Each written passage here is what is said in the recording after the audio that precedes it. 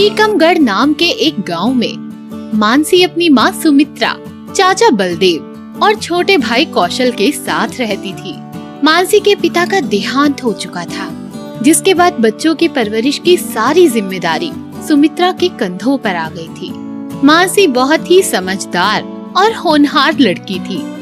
हर समय इन किताबों से ही चिपकी रहती है। जाकर रामधनी काका की दुकान से ये सामान लेती आ। बेटियों का धर्म चूल्हा चौका करना होता है, ना कि पढ़ाई लिखाई करना। मैं तेरे भाई के पढ़ाई का खर्चा उठा लूं, बस वही बहुत है। ना जाने कब तुझे ये बात समझ आएगी। हाँ माँ, जाती हूँ। मानसी अपने छोटे भाई के साथ बाजार की तरफ निकल पड़ती है और काका की दुकान पहुँचती है। काका, माँ ने ये सामान मंगवाया है, जल्दी से दे दो, फिर जाकर मुझे पढ़ाई भी तो करनी है। अरे हाँ, जैसे पढ़ लिख के बहुत बड़ी दरोगा ऑफिसर बन जाएगी।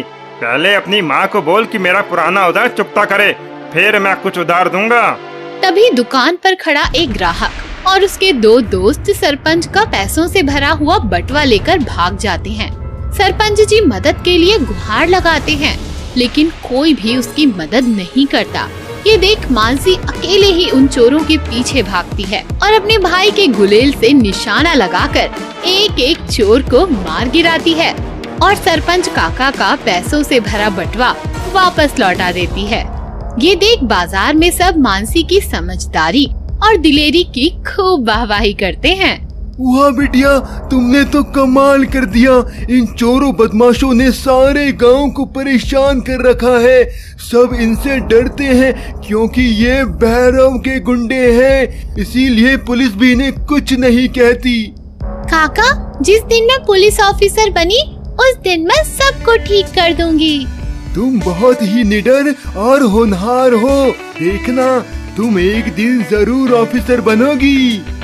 ये देख रामधनी को भी अपनी गलती का एहसास होता है और वो मानसी को सामान दे देता है। माफ करना बिटिया, ये लो सामान। माँ को बोलना पैसे जब हों तब चुका देगी। मानसी और रोशन दोनों घर पहुँचते हैं और थोड़ी देर में मानसी के चाचा बलदेव भी खेत से आ जाते हैं और कहते हैं, अरे वाह मानसी बिटिया, तूने तो कमाल कर दिया। गांव में हर तरफ तेरी ही बहादुरी के किस्से हैं। हाय राम, अब क्या बवाल कर दिया इस लड़की ने। बवाल नहीं भाभी, कमाल कहिए कमाल। इसने बड़ी सूझबूझ से उन चोरों को मार गिराया और अपने सरपंच जी के पैसे की रक्षा की। मैं ना कहता था, हमारी मानसी बहुत ही होनहार है। बलदेव ने अपनी जमीन गिरवी रख मानसी का दाखिला गांव के अंग्रेजी स्कूल में करा दिया और अब मानसी और रोशन दोनों स्कूल जाने लगे।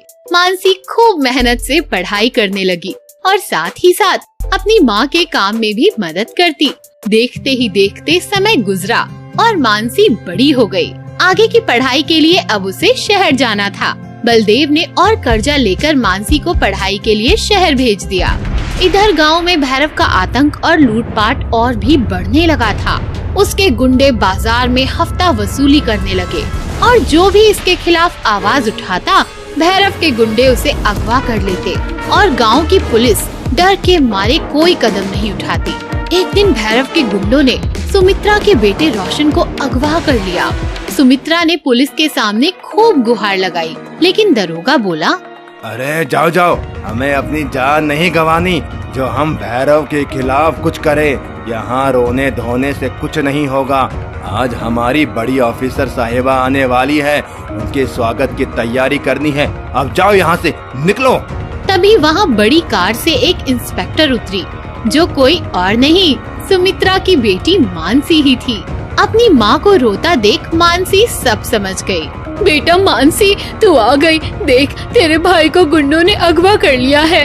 अरे ओ काकी, ये हमारी नई मैडम साहिबा है, तुम्हारी बेटी नहीं। ये सुन मानसी ने पुलिस अफसरों को खूब फटकार लगाई और फौरन जाकर बड़ी दिलेरी से भैरव के गुंडों का मुकाबला कर उन्हें अच्छा सबक सिखाया और भैरव को गिरफ्तार कर उनके आतंक से गांव वालों को आजाद कराया। मानसी की माँ, चाचा और पूरा गांव मानसी के इस कारनामे से बहुत खुश हो गया।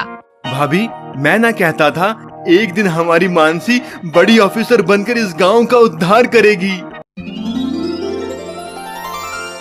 ये कहानी है एक जाबाज पुलिस ऑफिसर शिवांश की। शिवांश के पिता काशी बहुत ही गरीब थे। उनका बस एक ही सपना था कि उनका बेटा शिवांश एक ईमानदार और जाबाज पुलिस ऑफिसर बने। इसलिए काशी दिन रात फैक्ट्री में मेहनत कर अपने बेटे के पढ़ाई के लिए पैसे जुटा रहा था। वो बीमार होने के बावजूद रोज फैक्ट्री में काम करने जाता। ये देखकर उनकी पत्नी नीता बोली, अजी सुनिए, आज आपको मेरी बात माननी ही पड़ेगी। आपको इतनी तेज बुखार है, कम से कम आज तो आप फैक्ट्री मत जाइए।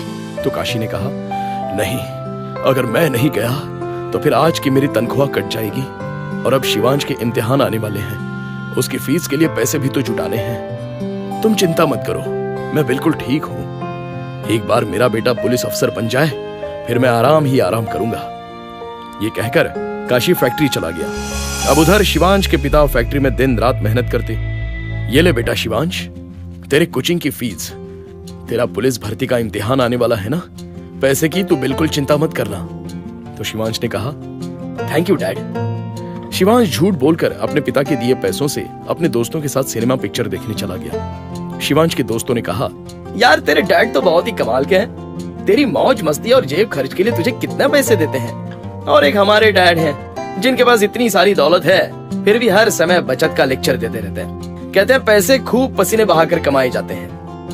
काश मेरे डैड भी तेरे डैड जैसे होते यार, तू बहुत ही किस्मत वाला है। तो शिवांश ने कहा, हाँ वो तो है। एक दिन शिवांश देर रात पिक्चर देखकर घर पहुंचा, जहां उसने छुपकर अपने माता पिता की बातें सुनी। शिवांश की माँ ने कहा, सुनिए, अब से आप उस फैक्ट्री में काम नहीं करेंगे।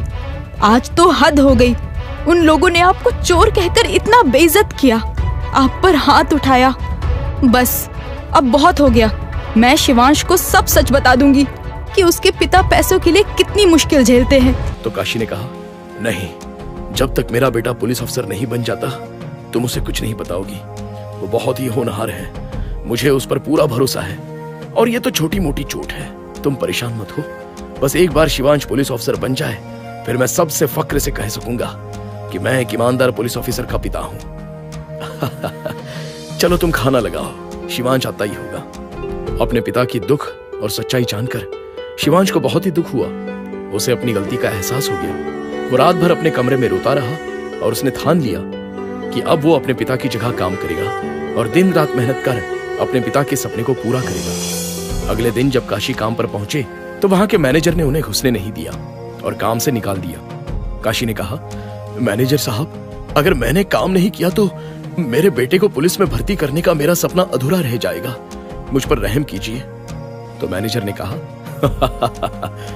एक चोर का बेटा पुलिस, चल निकल यहां से। तो काशी ने कहा, यकीन मानिए मैंने कोई चोरी नहीं की। काशी उदास होकर घर लौट आया और सोच में पड़ गया। तभी शिवांश घर आया और बोला, पिताजी, मुझे मेरे कोचिंग में नौकरी मिल गई है और मेरी परीक्षा होने तक अब मेरी कोई फीस भी नहीं लगेगी। अब आपको मेरी फीस के लिए चिंता करने की कोई जरूरत नहीं है। यह सुनकर काशी बहुत खुश हुआ और अपने बेटे को गले से लगा लिया। लेकिन शिवांश ने अपने पिता से झूठ कहा था, क्योंकि अब शिवांश एक कंप्यूटर शॉप में पार्ट टाइम नौकरी करने लगा और बाकी टाइम वो दिल लगाकर खूब पढ़ाई करता और बचे पैसे अपनी माँ को घर खर्च के लिए देने लगा। ये सब देखकर काशी की चिंता दूर हो गई। धीरे धीरे समय गुजरा और शिवांश की मेहनत रंग लाई। शिवांश ने अपनी कड़ी मेहनत से पुलिस परीक्षा पास की और अपने पिता को सरप्राइज देने के लिए अचानक ही उनके सामने पुलिस की वर्दी में वो आ खड़ा हुआ। अपने बेटे को पुलिस की वर्दी में देखकर काशी के आंसू थमने का नाम नहीं ले रहे थे। शिवांश ने अपनी टोपी उतारकर अपने पिता के सर पर पहना दी। काशी ने कहा, आखिर मेरे बेटे की मेहनत रंग लाई। तो शिवांश ने कहा, नहीं पिताजी, ये तो आपकी मेहनत का नतीजा है जो मैं ये कर पाया। शिवांश ने नम आंखों से अपने पिता को गले लगा दिया और अंत में सभी फैक्ट्री के लोग ये जानकर ताज्जुब रह गए कि आखिर काशी ने वो कर दिखाया जो उसने कहा था। और आज फैक्ट्री के वही लोग काशी को सलाम करते हैं। इसलिए कहते हैं कि अगर आप अपने काम को पूरी ईमानदारी से करो तो कोई परेशानी आपके सपने को पूरा करने से रोक नहीं सकती। इसलिए कहते हैं, जहां चाह है वहां राह है।